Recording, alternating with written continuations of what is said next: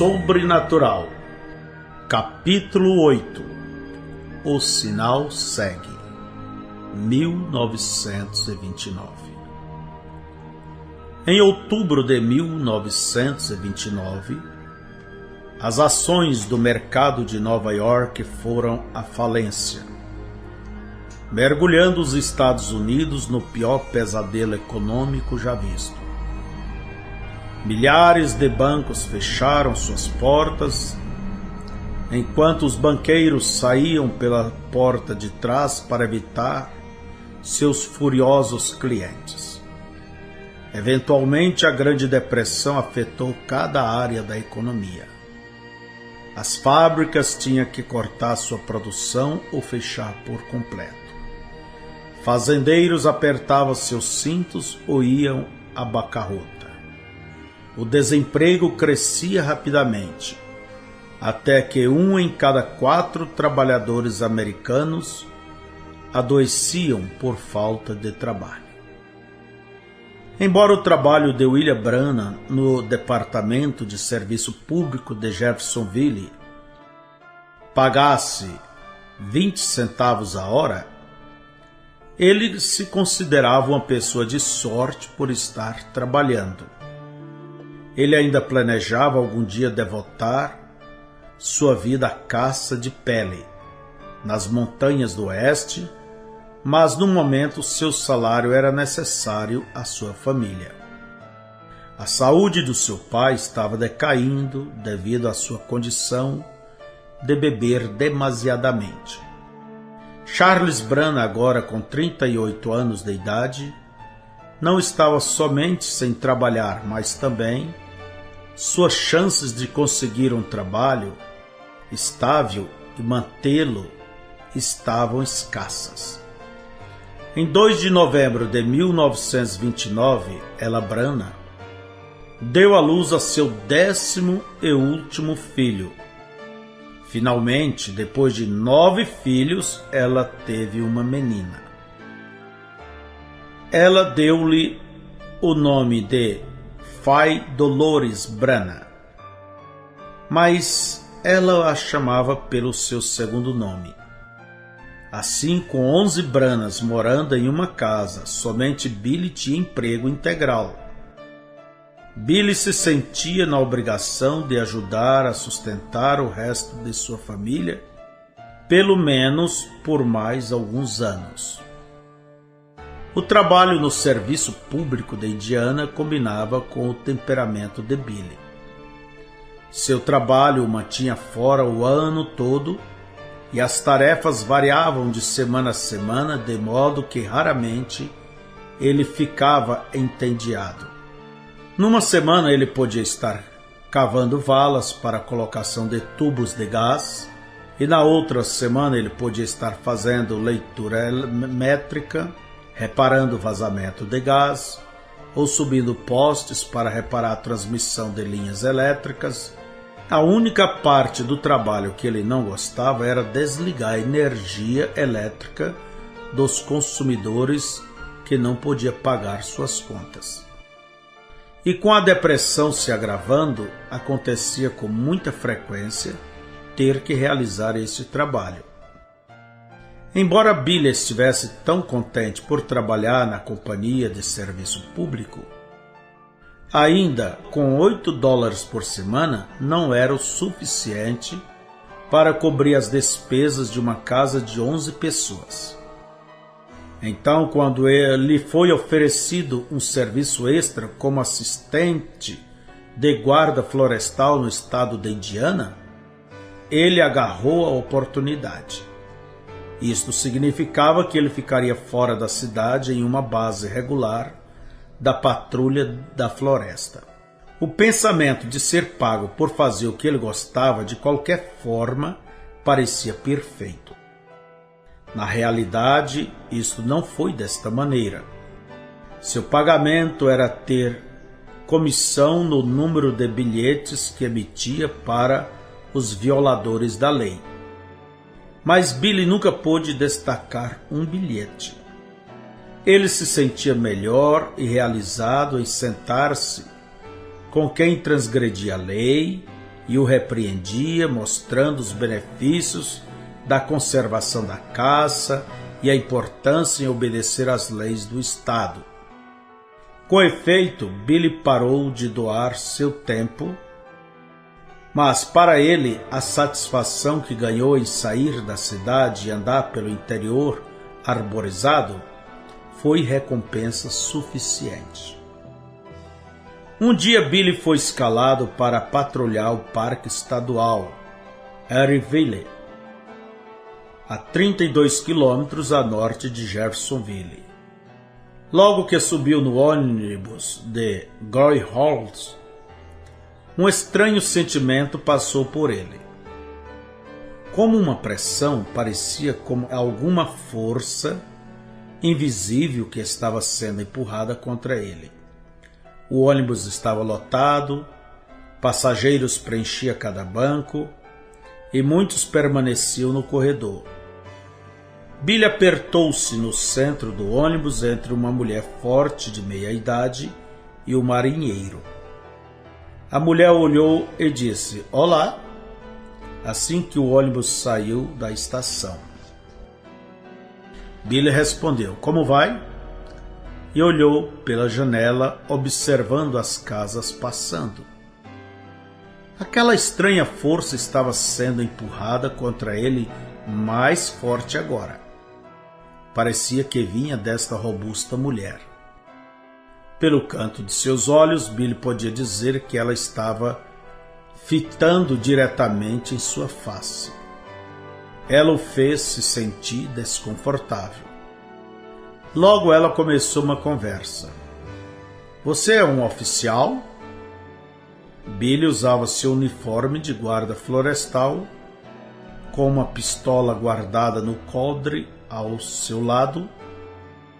"Eu sou um oficial de conservação", ele retornou. "Você é um solitário, não é?" Billy escondeu seu espanto. "Não, senhora", ele mentiu. "Bem, você não está na sua casa", ela disse. "Estou tão em casa quanto pareço." Ela maneou sua cabeça. "Não, você nasceu para o oeste." Aquilo chocou Billy tanto que, como se ela tivesse derramado água gelada sobre sua cabeça. "Diga-me, do que você está falando?" ela disse. "Talvez eu tenha de me explicar. Como vês, sou uma astróloga." Billy sussurrou intimamente, pensando: aqui está uma outra daquelas pessoas estranhas. Ele se afastou dela para mais próximo do marinheiro. Ela o seguiu, balançando. Com o movimento do ônibus, ela disse: "Eu gostaria de falar com você alguns minutos." Billy manteve-se olhando adiante, agindo como se não a estivesse ouvindo. Ela persistiu: "Poderia falar com você um momento?" Billy a ignorou. Ele pensou: isso não é nada gentil de mim, mas eu não quero falar com ela. A mulher ainda não o deixou sozinho. "Diga-me, você é oficial de conservação, posso falar com você por um minuto?" Finalmente Billy se virou e disse curtamente: "O que você quer?" Ele se sentiu culpado por agir tão rude, mas ele realmente não queria falar com uma astróloga. Ele se lembrou daquela cigana adivinha que conversou com ele no parque de diversões e a sua memória se tornou intranquila. A mulher perguntou: "Você é um crente?" "Não", ele falou rapidamente. "E o que isto tem a ver com você?"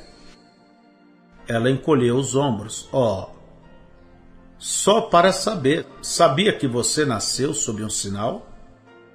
Billy engoliu a seco. "Olhe, senhora, eu não quero saber nada sobre isto, vê? Eu sei que estou sendo grosso com você, mas realmente não quero saber. Eu não quero saber nada sobre isto." Ela retrocedeu um pouco. Oh, não seja tão duro. Bem, eu não quero ferir seus sentimentos, mas eu não sei nada sobre coisas religiosas e não quero saber. Billy se afastou dela e passou pelo marinheiro com um olhar proeminente em direção à frente do ônibus. Oh, você não deveria agir assim, isso não tem nada a ver com religião. Estou a caminho de Chicago para ver meu filho, que é o ministro Batista. Eu trabalho na Casa Branca. Você sabia que a posição das estrelas afeta em eventos aqui na Terra? Eu não sei nada sobre isso, disse Billy. Ela disse: há um marinheiro à sua frente, pergunte a ele se a lua não controla as marés. Eu tenho suficiente senso para saber disto, respondeu Billy rapidamente. A mulher continuou: bem, há muitos outros corpos celestiais que têm significado na Terra. Se eu dissesse exatamente quando você nasceu, iria acreditar em mim? Billy, com um olhar de reprovação e incômodo, disse: você não pode fazer isso em primeiro lugar. Ela sorriu. Oh, sim, eu posso. Você nasceu dia 6 de abril de 1909, às 5 horas da manhã. Billy ficou com semblante repreensivo e surpreso. Isto é certo. Agora diga quando este marinheiro nasceu. Ela disse: eu não poderia fazer isto. Veja, você nasceu sob um sinal. Os ministros não têm dito nada acerca disto a você? Eu não tenho nada a ver com pregadores, nada mesmo. Os olhos da mulher se perderam por um momento, enquanto sua mente seguia aquele pensamento. Não é estranho que os pregadores nunca soubessem disto? Billy replicou: eu não vou onde há estas tonterias. Ela novamente fitou seus olhos nele. Olhe, eu quero te dizer algo. Você nasceu sob um sinal, como um dom para a humanidade. Se você pudesse somente reconhecer isto. Ele interrompeu: talvez eu serei um outro Daniel Boone. Eu gosto de caçar e eu nasci em Kentucky. Não, não é isto que estou falando. Bem, talvez serei um homem de negócios. Eu estudei o primário. Ela pareceu não se agradar. Não é disto que estou falando. Eu não sei o que você será, mas eu posso ver pela sua aura que você nasceu com um dom. Você se lembra da história sobre os sábios que foram guiados por uma estrela ao menino Jesus? Eu não sei nada sobre religião, mas você já ouviu sobre os sábios vindo ao menino Jesus, não ouviu? Sim. Bem, o que são sábios? Eles são somente sábios, isso é tudo o que eu sei. Ela explicou: os sábios era a mesma coisa que eu sou, eles eram astrólogos, vigiavam as estrelas. Você sabe, antes que Deus faça alguma coisa na terra, ele sempre declara isto nos céus primeiro. Isto é o que ele fez quando Jesus nasceu. 3 corpos celestiais se alinharam e formaram uma conjunção que chamou a atenção de alguns astrólogos que viviam no leste. Um deles era da linhagem de Cão, outro de Sem e outro de Jafé, os 3 filhos de Noé. Eles representavam todos os povos da terra. Cada um desses 3 homens viajaram ao oeste separadamente, não sabendo que os outros estavam vindo, até que se encontraram em Jerusalém. Então eles foram a Belém e encontraram o menino Jesus. Eles sabiam que Jesus era aquele que eles estavam procurando pela cor de sua aura. Você sabe o que é uma aura, não sabe? É a luz sobrenatural da alma. Todos têm uma aura. Elas veem em diferentes cores e cada cor significa algo. Ouro significa o dom de Deus. Então esses 3 sábios adoraram Jesus e deram-lhe presentes. Eles partiram exatamente como aqueles 3 corpos celestiais estavam, se separando em suas órbitas individuais, em comemoração ao maior dom que Deus já deu à humanidade, seu próprio Filho, Jesus. Cada vez que aqueles 3 corpos celestiais se alinham, Deus envia ao homem um dom menor. Você nasceu em tal conjunção. Você tem uma aura de ouro ao seu redor. Esta é a razão pela qual eu sei o dia e a hora do seu nascimento. E como eu sei que o seu destino é o oeste. Sem cortesia, Billy tinha tentado ouvir pacientemente, mas agora ele tinha ouvido o suficiente. Senhora, tudo o que eu sei é que eu sou um guarda florestal de Indiana, estou fazendo o melhor que posso, eu não sou religioso, eu não quero ouvir mais sobre isto. Billy moveu-se em direção à frente do ônibus, deixando o marinheiro entre ele e a astróloga, efetivamente terminando a conversa. Todavia, o incidente não foi esquecido com facilidade, e isto perturbou seus pensamentos mais do que em uma ocasião. Sua vida parecia tão diferente da maioria das pessoas que ele conhecia, mas um dom? O que poderia isto significar? E o que é que havia nele que atraía aquelas pessoas estranhas? A adivinha disse ter visto uma luz o seguindo. Esta astróloga a chamou de aura. Billy não podia ajuntar isto. As perguntas se confundiam em sua mente como creme em manteiga batida. Por que ele era tão diferente? Por que ele sentiu aquela pressão aguda assim que subiu no ônibus da Greyhound? E por que ele se sentia tão miserável quando se falava em religião? Estava com medo? Talvez Deus estivesse procurando por ele e ele estava tentando se esconder? E o que a mulher quis dizer quando disse que seu destino era o oeste?